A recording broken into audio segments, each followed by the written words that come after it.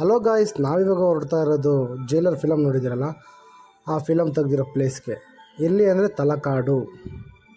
ಬನ್ನಿ ನೋಡೋಣ ತಲಕಾಡಲ್ಲಿ ಏನೇನು ವಿಶೇಷ, ಎಲ್ಲಿ ಏನೇನು ತೆಗೆದ್ರು, ಏನು ಶೂಟಿಂಗ್ ತೆಗೆದ್ರು ಅಂತ. சார் சின்ன வயசுல இருந்த ஒரு ஆசை.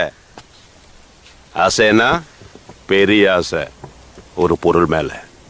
அதான் என் லைஃபோட டார்கெட். அது என்னன்னா, ஆந்திராவில் ஒரு பெரிய கோயில் இருக்கு. அந்த கோயில் உள்ள சாமிக்கு 16th செஞ்சுரியில சத்ரபதி சிவாஜி ஒரு கிரீடம் கிஃப்ட் பண்ணிருக்கு. 18th செஞ்சுரியில பிரிட்டிஷார் விசாரிச்சுட்டு அதை எடுக்காம பத்தியிല്ല. ஏன்னா அவ்வளோ ವ್ಯಾಲ್ಯೂವಾன ஒரு ಆಂಟಿಕ್ ಪೀಸ್.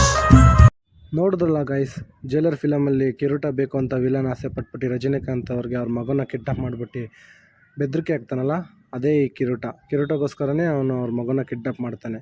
ಬಟ್ ಆದರೆ ಅವ್ರ ಮಗನೂ ಡ್ರಾಮಾ ಆಡ್ತಾ ಇರ್ತಾನೆ ಕಿರೀಟಗೋಸ್ಕರ. ನೋಡಿ ಗೈಸ್, ಈ ತಲಕಾಡಲ್ಲೇ ಶೂಟಿಂಗ್ ತೆಗೆದಿದ್ದು ಜೈಲರ್ ಫಿಲಮು.